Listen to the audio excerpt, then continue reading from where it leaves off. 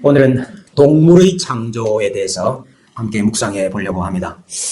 목사님, 사람이 사는 것도 복잡하고 머리 아픈데 동물까지 신경 써야 됩니까? 그런 생각이 드시죠? 근데 오늘 하나님께서 동물을 만드신 목적과 의도를 우리가 묵상을 해보면은 그렇지 않다 하는 것을 깨닫게 될 줄로 압니다.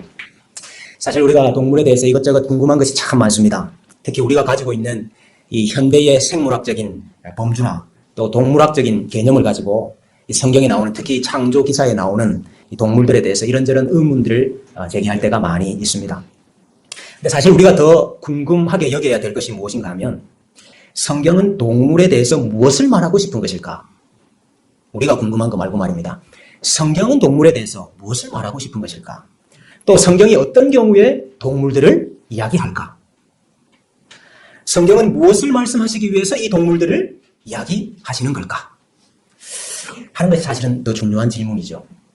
우리의 관심이나 우리의 호기심이나 우리의 궁금증을 해결하기보다는 성경이 어떤 목적과 의도를 가지고 지금 이 말씀을 하는지, 그것을 우리가 파악하는 것이 더 중요하죠. 왜냐하면 우리가 성경을 읽는 이유가 우리 뜻을 확인하기 위해서가 아니고 하나님의 뜻이 무엇인지를 발견하기 위한 것이기 때문에 그렇습니다. 그래서 우리에게 중요한 질문은, 성경이 과연 이 동물들을 통해서 우리에게 무엇을 말씀하고 싶으신가? 무엇을 말씀하시기 위해서 이 동물들을 이야기하시는가 하는 것입니다. 우리가 여기에 대해서 답을 얻게 되면 왜 하나님께서 동물들을 창조하셨는가 하는 것도 알게 되겠죠.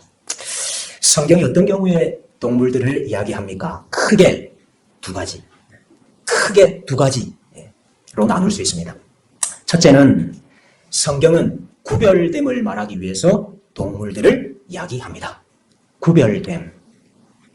먼저 성경이 동물을 어떻게 구분하는가, 분류하는가 하는 걸 좀 살펴볼 필요가 있습니다. 우리가 동물을 분류할 때 다양한 방법으로 분류를 하죠. 우리 가장 일반적인 방법은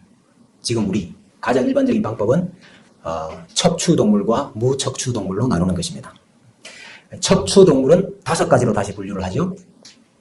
조류, 어류, 포유류, 파충류, 양서류, 이렇게 5가지로 분류를 합니다. 새끼를 낳아서 젖을 먹여서 기르면은 포유류, 알을 낳고 깃털이 있고 날개가 있으면은 조류, 아가미로 호흡을 하면은 어류, 온몸이 비늘로 덮여 있고 폐로 호흡을 하면은 파충류, 어릴 때는 아가미로 호흡하다가 어른이 되면은 폐나 피부로 호흡하면 양서류. 안 배우셨습니까? 무척추동물은 절지동물, 연체동물, 환형동물, 여러 가지로 분류를 합니다. 근데 전체 동물의 96%가 무척추동물이에요. 그러니까 4%만 척추동물이에요. 무척추동물이 훨씬 많은데, 외골격이 있고 마디가 있는 다리가 있으면은 풍뎅이 같은 거 말입니다. 그러면 절지동물. 마디의 크기가 일정하고 다리가 없으면은 지렁이 같은 거, 이런 것은 뭐죠? 환형동물. 외투막이 있고 몸이 연하면 오징어 같은 거 말입니다. 연체동물. 항문이 없고 몸이 평평하면 평형동물. 피부에 가시가 있고 관적으로 움직인다. 불가사리 같은 거. 이것은 급피동물이라고 합니다. 과학시간 같네요. 근데 여러분, 성경은 이렇게 분류하지 않습니다. 성경의 분류법이 뭐냐? 오늘 우리가 읽은 말씀에 나오죠. 21절에 보면, 21절. 하나님이 큰 바다 짐승들과 큰 바다 짐승, 물에서 번성하여 움직이는 모든 생물, 물에서 번성하는 생물, 그리고 날개가 있는 모든 세 가지가 나옵니다. 큰 바다 짐승, 물에서 번성하여 움직이는 생물, 그 다음에 날개가 있는 새. 이게 이제 다섯째 날에 만드신 거죠. 하늘과 바다에 속한 것들. 그리고 6째 날에는 뭘 만드십니까? 24절에 보니까 하나님이 땅의 생물들을 만드시는데, 가축과 기는 것과 땅의 짐승. 땅에 있는 것들을 만드시는, 역시 3가지입니다. 뭐라고요? 가축과 기는 것과 땅의 짐승. 성경은 6가지로 동물을 분류해요. 여기 큰 바다 짐승이 나오죠. 히브리 말로는 탄닌이라 그럽니다. 이걸 이제 여러 가지로 번역할 수 있는데, 큰 용이다 이렇게 번역할 수도 있고, 또 이제 이 탄닌과 성경에서 동의어로 사용되는 게 라합, 리워야단, 이런 것들이 이제 똑같이 사용, 베헤몬, 이런 것들이 동일하게 사용이 됩니다. 이것들 번역할 때에 주로 용어로 많이 번역을 해요. 용. 큰 바다 짐승이 있고, 그리고 우리 바다 생물은 뭐 일반적으로 말해서 우리가 물고기라 이렇게 말할 수 있겠고, 새가 있고, 땅의 짐승은 뭡니까? 땅의 짐승은 들짐승을 말하는 거예요. 야생짐승. 야생짐승이 있으면 야생짐승이 있으면 또 뭐가 있습니까? 집짐승이 있죠. 그게 가축입니다. 육축, 가축. 그리고 기는 것이 있다. 이렇게 분류를 하고 있습니다. 이 성경은 동물을 분류할 때에 눈에 보이는 대로 분류를 해요. 그렇기 때문에 이 땅에 붙어 다니는 것처럼 보이는 것은 기는 겁니다. 쥐나 두더지나 이런 것들은 기는 겁니다. 기는 것을 기는 거. 날개가 달려있다 이런 무조건 새입니다. 눈에 보이는 대로 분류를 하기 때문에. 메뚜기는 새입니다. 동물의 분류법이 그래요. 여러분 토끼는 색임질을 합니까 안 합니까? 토끼는 색임질 안 합니다. 안 하지만 색임질을 하는 것처럼 이렇게 입을 오물락거리고 있잖아요. 그래서 색임질 하는 동물로 본다 이 말이에요. 그래서 눈에 보이는 대로 이렇게 지금 동물을 분류를 하고 있습니다. 성경이 이렇게 6가지로 동물을 분류하고 난 다음에 다시 한 번 더 분류를 해요. 다시 한 번 더. 어떻게 분류하느냐 하면 정결한 것과 부정한 것으로 분류를 합니다. 모든 동물을. 정결한 것과 부정한 것으로 나누는 기준이 뭡니까? 이게 깨끗하고 더러운 동물을 나누는 게 아닙니다. 기준이 뭡니까? 이렇게 말하면 딱 부러지게 기준이 뭡니다. 이렇게 말하기가 어렵습니다. 어렵지만 우리가 대강의 윤곽은 말할 수 있어요. 대강의 윤곽. 그게 뭐냐면 땅이나 이 바다나 물이나 혹은 부정한 것들과 접촉하느냐 접촉하지 않느냐 이렇게 그것을 기준으로 나눌 수 있습니다. 예를 들어서 짐승은 굽이 갈라진 것은 정하다 그렇게 이야기합니다. 제가 이 성경을 동물을 분류하는 건 시각적이라 그랬잖아요. 이 굽이 갈라졌다 이 말은 접촉할 땅을 구분한다 이런 뜻이에요. 그러니까 자기가 짚을 땅을 구분할 수 있는 것은 정하다 그 말이에요. 물고기 같은 경우는 비늘이 있는 거. 비늘이 있어서 물과 자기 자신을 이렇게 분리시키는 거. 이건 정하는 거죠. 새는 여러분 아무 데나 잘 내려앉는 새는 부정한 새입니다. 특히 뭐 시체나 썩은 것이나 이런 것들에 잘 내려앉는 새들. 이런 것들은 부정한 것들. 날개가 있는데 못 난다. 이런 부정한 겁니다. 왜냐하면 땅에 기어다녀야 되니까. 근데 날개가 있는데 땅에서 점프를 한다. 이거는 정합니다. 그게 분리되는 것 같이 보인다 이거죠. 기는 것은요. 기는 건 다 부정합니다. 늘 붙어 다니니까. 그래서 이 땅이나 물이나 혹은 부정한 것에 분리될 수 있는 것은 정한 것이고 그렇지 않은 것은 부정한 것으로 이렇게 분류를 합니다. 중요한 것은 이 동물의 분류법에서 율법이 나왔다는 겁니다. 동물을 정결한 동물과 부정한 동물로 나누는 이 정결법, 이 분류법에서 율법이 나왔다. 정결한 동물은 먹을 수 있고 먹고 부정한 동물은 먹지 말라 하는 것이 율법입니다.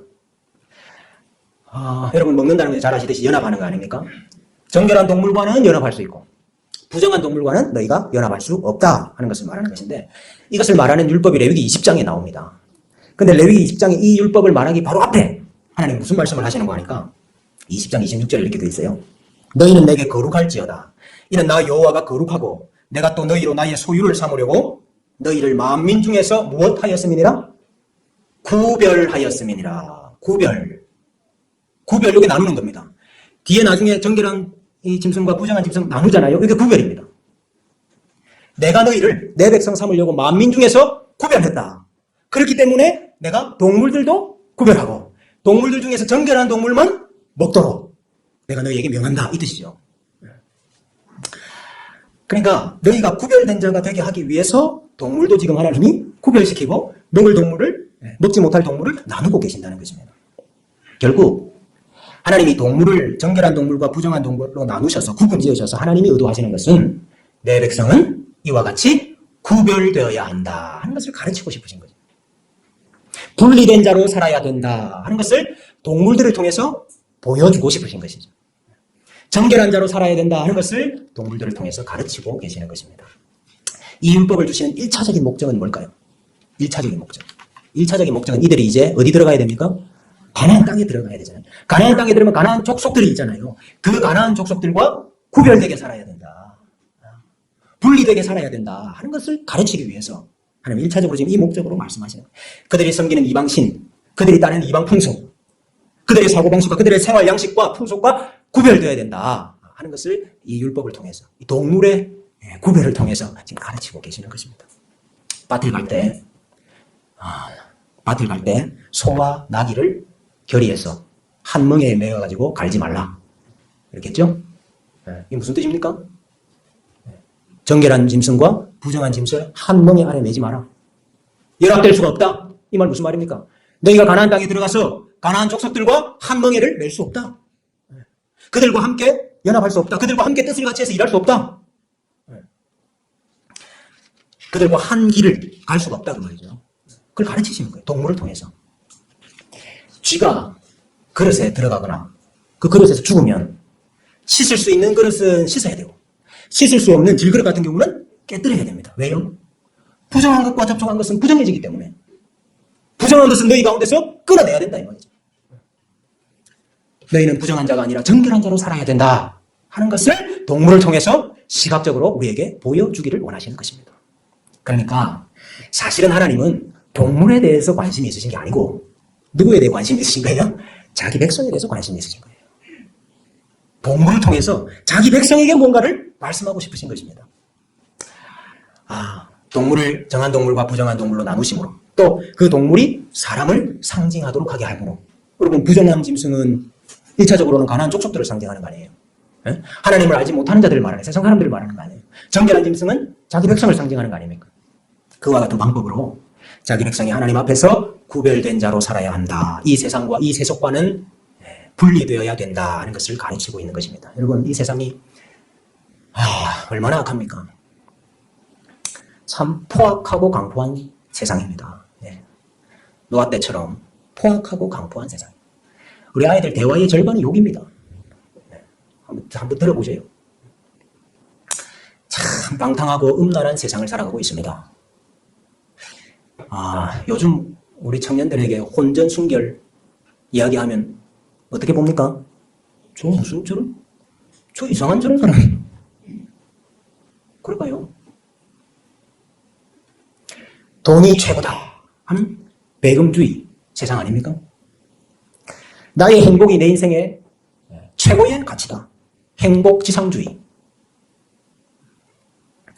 내 마음에 원하는 대로 해라. 네 육체가 원하는 대로 해라. 이거 부추기는 시대가 이 시대입니다. 이 세속으로부터, 이 세상으로부터 자기 자신을 구별해야 된다. 왜? 우리는 하나님께서 자기 백성 삼으시려고 만민 중에서 뭐 한 사람이기 때문에 구별한 자이기 때문에 거룩하게 만든 자이기 때문에 너희는 세상 사람들과 사는 것이 달라야 된다는 것이죠. 하나님의 백성은 교회는 세상과 동화되는 방법으로 세상과 합쳐지는 방법으로가 아니라 세상과 분리되고 세상과 구별되는 방법으로 존재해야 됩니다. 그것이 하나님께서 자기 백성에게 원하시는 바입니다. 그것이 동물들을 통해서 우리에게 보여주고자 하시는 하나님의 뜻인 것입니다. 여러분, 이 악한 세상 가운데서 구별된 하나님의 백성으로 사시기를 축복합니다. 두 번째는 성경은 심판과 구원을 말하기 위해서 동물들을 이야기합니다. 심판과 구원을 말하기 위해서 동물들을 이야기합니다. 하나님께서 제일 처음에 동물들을 만드시고 다 모든 것을 다 만드시고 난 다음에 보시기에 좋았다 그랬죠. 그 모든 것이 다 선한 것이었습니다. 여러분 큰 바다 짐승조차도 큰 바다 짐승 탄닌 용이라고 번역되는 그것조차도 사실은 처음에는 말이죠. 하나님 만드실 때는 다 하나님 보시기에 좋은 선한 것이었다. 근데 여러분 그리고 에덴 동산에서 동물과 사람이 어떻게 살았습니까? 평화롭게 살았죠. 동물들이 사납지 않았습니다. 사람을 공격하지 않았습니다. 사자가 아담을 공격했다 이런 거 들어보셨습니까? 평화롭게 살았어요. 오히려 아담에게 이끌렸죠. 그래서 아담이 모든 그 동물들 뭐 해줬습니까? 이름을 지어줬죠. 이름을 짓는단 말은 통치권을 말하는 거거든요. 그런데 죄가 들어오니까 아담의 이 반역으로 말미암아 동물과 사람 사이의 이 평화관계가 깨어졌습니다. 이제 동물들이 사나워졌고 이제 사람을 공격하기도 하고 때로는 죽이기도 하는 일들이 일어나게 된 것입니다. 아담이 동물을 다스렸는데 이제 그 통치권을 상실해버리게 된 것이죠. 여러분 이 죄의 결과 때문에 동물과 사람 간의 평화관계가 깨어진 거예요. 그래서 하나님께서 이 죄를 심판하실 때 이 죄의 문제를 심판하실 때 동물들을 사용하시는 경우가 많이 있습니다. 특히 어떤 동물? 땅의 짐승, 들짐승, 야생 짐승을 이 심판의 도구로 사용하시는 경우가 많이 있습니다. 왠고하니 이 야생 짐승의 포악함, 이 사나움이 죄의 결과라. 그러니까 하나님이 그걸 가지고 심판하시는 거예요. 그러니까 이 야생 짐승들이 심판의 대행자가 될 때가 많이 있습니다. 성경에 보면. 너희가 가나안 땅에 들어가서 내 율법을 어기고 다른 신들을 따라 섬기게 되면 어떤 일이 일어날 거라고 했는지 아십니까? 레위기 26장 22절에 내가 들짐승을 너희 중에 보내리니 내가 들짐승을 너희 중에 보내리니 그것들이 너희의 자녀를 움키고 너희 가축을 멸하며 너희의 수효를 줄이리니 너희의 길들이 황폐하리라. 하나님이 들짐승을 보내고 심판하시니 광야에서 백성들이 하나님 원망하고 불평할 때 하나님 뭘 보내가지고 불뱀을 보내가지고 그들을 물게 하시지 않습니까? 베델에 청년들이 엘리사를 조롱했지요. 대머리에 올라가라 대머리에 올라가 조롱할 때에 엘리사가 그들을 저주하니까 어떻게 됐어요? 수풀에서 곰 2마리가 나와가지고 42명을 찢었다고. 곰으로 심판을 하십니다. 아수르가 사마리아를 정복하고 난 다음에 거기 이제 사마리아에 많은 사람들이 이주시켜갖고 살았습니다. 근데 그 사람들이 하나님을 경외하지 않았거든요. 그때 하나님이 사자를 보내가지고 그 중에 며칠 물어 죽게 하셨어요. 사자를 보내서. 들짐승들이 사람을 공격하고 죽임으로 이 죄를 심판하는 이런 일들이 일어난다 이 말이죠. 그리고 하나님의 백성에게 땅을 주셨잖아요. 가나안 땅을, 약속의 땅을. 근데 하나님의 백성들이 하나님을 떠나니까 이 땅에 대한 통치권을 잃어버려요. 땅을 잃어버리는 거죠. 그러면 자기 백성은 땅에서 쫓겨나고 대신 뭐가 그 땅을 차지합니까? 들짐승들이 그 땅을 차지할 것이다. 이런 예언들이 많이 있습니다. 통치권을, 원래 통치권이 아담이 갖고 있는 거예요. 사람이 갖고 있어야 되는데 그 통치권을 야생 짐승들에게 넘겨주게 되는 것입니다. 그래서 선지서에 보면은, 예언서에 보면은 이스라엘 백성들이 가나안 땅에서 쫓겨나고 난 다음에 들짐승들이 그 땅을 차지하고 살게 된다 하는 예언들이 많이 나옵니다. 내가 사나운 짐승을 그 땅에 다니게 하여 그 땅을 황폐하게 하여 사람이 그 짐승 때문에 능히 다니지 못하게 하리라. 그럼 여러분 반대로 죄가 사함을 받고 구원이 이루어지면 어떤 일이 일어나겠습니까? 하나님의 구원이 이루어지면 어떤 일이 일어날까요? 들짐승들이, 사나운 짐승들이 사라지겠죠. 맞습니까? 레위기 26장 6절에 보면요. 내가 그 땅에 평화를 줄 것인즉 너희가 누울 때 너희를 두렵게 할 자가 없을 것이며 내가 사나운 짐승을 그 땅에서 제할 것이요 칼이 너희의 땅에 두루 행하지 아니할 것이다 그랬습니다. 에스겔 34장 25절에도 내가 또 그들과 화평의 언약을 맺고 악한 짐승을 그 땅에서 그치게 하리니 그들이 비인들의 평안이 거하며 수풀 가운데에서 잘지라. 하나님이 이제 그 악한 짐승들은 딱 구분을 지어가지고 이제 사람 사는 데는 더 이상 넘어오지 못하도록 만드신다는 거예요. 이사야 35장 9절에도 거기에는 사자가 없고 사나운 짐승이 그리로 올라가지 아니하리니 그것을 만나지 못하겠고 오직 구속함을 받은 자만 그리로 행할 것이며 하나님께서 구원을 이루어 주시면 그 사나운 짐승들, 악한 짐승들을 다 물러가게 하신다. 그래서 동물들과의 평화가 오는 것입니다. 물론 들짐승들, 악한 짐승들을 물러가기도 하시고 또 그 짐승들과 평화가 이루어지게 하신다. 들짐승이 가축처럼 온순해집니다. 공격을 안 해. 사납지가 않아. 그래서 같이 살 수 있도록 해주겠다는 거예요. 이거 잘 보여주는 게 이사야 11장 아닙니까? 우리 잘 아는 말씀. 그때에 이리가 어린 양과 함께 살며 표범이 어린 염소와 함께 누우며 송아지와 어린 사자와 살찐 짐승이 함께 있어 어린 아이에게 끌리며 암소와 곰이 함께 먹으며 그것들의 새끼가 함께 엎드리며 사자가 소처럼 풀을 먹을 것이며 젖 먹는 아이가 독사의 구멍에서 장난하며 젖된 어린 아이가 독사의 굴에 손을 넣을 것이라.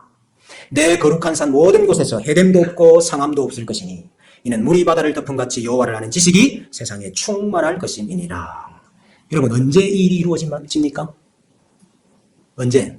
양과 이리가 함께 살고 사자가 어린아이의 손에 끌리고 해됨도 없고 상함도 없고 여러분 언제 이 일이 이루어지나요? 물론 여러분 우리가 저 하늘 천국 저 천국에 가면은 이런 관계가 이루어지지 않을까 저는 그렇게 생각을 해요. 여러분 우리 어린아이들이 질문하는 것 중에 참 대답하기 어려운 게 하나 있죠. 저 키우던 강아지가 죽고 나면은 천국 가면 이 강아지 다시 만날 수 있냐고. 그러면 여러분 어떻게 답을 해야 됩니까? 강아지가 구원받아서 천국 가는 것도 아니고. 여러분 강아지가 구원받아서 천국 가는 건 아니지만은 그러나 우리가 천국에 가면 저 에덴의 모습이 회복되지 않을까? 저는 그런 생각을 해요. 거기에서 하나님께서 만든 온갖 피조물들, 동물을 포함해서 온갖 피조물들과 함께 살아가는 그 되지 않을까? 저는 그렇게 생각을 합니다. 근데 여러분, 이 예언서에 나오는 지금 이 동물들과의 평화의 예언, 이것은 이 구원에 대한 예언이거든요. 구원. 근데 이 구원이 언제 일어날 거냐 이게. 구원이 일어나면 너에게 지금 이런 일들이 일어날 거다 이렇게 말하는 것인데 이 구원이 언제 일어나느냐 이 말이죠. 이 구원 예언서에 선지서에 하나같이 예수 그리스도의 오심과 예수 그리스도의 이 지상의 사역과 부활 승천을 통해서 이루어질 구원을 말하는 거거든요. 그러니까 예수님의 사역, 예수님의 구원 사역으로 인해서 지금 이런 일이 일어난다라고 지금 예언을 하고 있는 거라 이 말이죠. 그렇기 때문에 이 예언은 상징적으로 이해를 해야 되는 것입니다. 예언적인 문체로 이해를 해야 된다니 문자적으로 이해할 것이 아니고. 여러분 아까 부정한 짐승, 이 가나안 족속을 상징하고 이방 사람들을 상징하고 정결한 짐승이 자기 백성을 상징하듯이 여러분 이 덜 짐승들, 야생 짐승은 길들여지지 아니하는 이 악한 자들이나 힘 있는 자들이나 또 하나님을 알지 못하는 자들을 상징해요. 이방인들을 많이 상징해요. 이 가축들, 길들여져서 집에서 함께 사람과 함께 사는 이 가축들은 주로 자기 백성을 상징을 합니다. 성경에 너무너무 많이 나오죠. 자기 백성을 압제하는 관리를 가리켜서 부르짖는 사자고 이튿날까지 남겨두는 것이 없는 저녁 일이다. 맷 비둘기의 생명을 덜 짐승들에게 주지 마십시오. 맷 비둘기는 가난한 자들, 자기 백성들, 이 생명을 덜 짐승들, 악한 자들, 권세 있는 자들에게 주지 마라. 예수님께서 헤롯을 가리켜서 저 여우에게로 가서, 헤롯을 여우라고 했죠. 반면에 자기 백성을 가축으로 말할 때가 얼마나 많습니까? 바울이 말하기를 곡식을 밟아 떠는 소의 입에 망을 씌우지 말라. 소들을 염려하심이냐? 아니고 우리를 위하여 말씀하신 것이 아니냐. 이게 사도들과 말씀 전하는 자들 소라. 제자들을 파송하시면서 내가 너희를 보내니 어린 양을 이리 가운데로 보낸 것 같다. 저 제자들을 양이라고 말씀을 하시고 계시죠. 성경이 동물을 가지고 구원과 심판에 대해서 말을 하고 있는 겁니다. 하나님께서 사나운 짐승들, 덜 짐승들, 뱀 같은 것들을 동원해가지고 죄를 심판하시고 벌하시는 거예요. 여러분 이것은 오늘 우리에게 상징적인 것입니다. 여러분 꼭 뱀에게 물려야 벌받는 겁니까? 아니요. 상징적인 것이라고요. 악한 자들, 힘 있는 자들, 권세 있는 자들, 하나님을 알지 못하는 자들, 원수들을 동원해서 하나님께서 때로는 자기 백성을 징계하시고 징벌하시고 심판하실 때가 있다는 것이죠. 그러나 여러분 하나님의 구원이 이루어지면은 그런 짐승들을 다 떠나가게 하시는 거예요. 그런 짐승들이 사라지게 만드시는 거예요. 그리고 오히려 그 악한 짐승들이, 그 사나운 짐승들이 우리 손에 이끌리도록 만들어주신다는 거예요. 그래서 우리와 함께 살아가게 되는 그 평화가 이루어진다는 것입니다. 여러분 덜 짐승들이 우리 가운데서 떠나간다는 말이 무슨 말이죠? 자기 백성을 괴롭히던 사나운 사람들, 포악한 사람들, 악한 사람들 사라진다는 뜻이죠. 여러분을 향해서 이빨을 드러내고 으르렁거리던 원수들을 하나님께서 사라지게 하신다는 뜻입니다. 바울이 에베소 교회 장로들을 밀레도에 불러놓고 마지막 고별 설교를 할 때 내가 떠난 후에 사나운 이리가 너희들 가운데 들어와서 그 양떼를 아끼지 아니하고 또 자기를 따르게 하려고 어그러진 말로 사람들을 미혹할 것이다. 내가 떠나고 나면 이 양떼, 이 양무리 안에 뭐가 들어온다고요? 이리가 들어온다고. 여러분 교회에는 항상 이리가 있습니다. 공격하는 것들이 있다 이 말입니다. 그러나 바울이 말하기를 지금 내가 여러분을 주와 및 그 은혜의 말씀께 부탁하노니 그 말씀이 여러분을 능히 든든히 세우사 거룩하심을 입은 자 가운데 기업이 있게 하실 것이라. 나는 떠나고 바울도 없고 1년 들어와서 양들을 해야 하는데 지금 바울이 이 교회를 누구에게 의탁합니까? 누구에게 부탁합니까? 주와 및 그 은혜의 말씀께 부탁한다. 의지할 것이 말씀밖에 없다. 사자가 소처럼 풀을 먹고 사자가 어린 아이의 손에 이끌리리라 하신 이 말씀, 이 약속에 바울이 지금 양떼를 부탁하고 있는 거죠. 이리가 있지만, 이리가 들어올 것이지만, 이리가 활동할 것이지만 하나님께서 이 약속의 말씀대로 양을 지키실 것이다 하는 것이 바울의 소망이라. 여러분 우리도 마찬가지죠. 우리에게 있는 하나님의 이 말씀, 이 약속이 우리를 지키실 것입니다. 우리를 보호할 것입니다. 사자의 이빨과 이리의 발톱으로부터 우리를 건져내실 것입니다. 여러분, 이 들짐승들의 배후에 뭐가 있습니까? 들짐승들의 배후에 사실은 탄닌이 있는 거예요.